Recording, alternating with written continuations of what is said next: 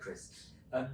There's obviously a level of concern across many industries, particularly in financial services, where people consider that AI might start encroaching on the day-to-day activities that they usually do, and then that brings the natural concern, well, how does my job change? Am I needed even anymore to do the things that I've been used to doing? So what sort of trend are you seeing in the industry thus far about how typical human activities are being replaced by AI or not? Is that a reality, or is that a real concern?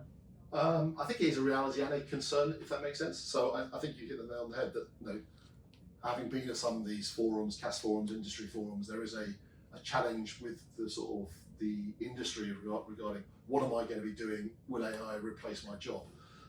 So that's the concern that the industry has. I think the reality, you take a step back, the opportunity is greater for individuals to provide greater value to the organisations.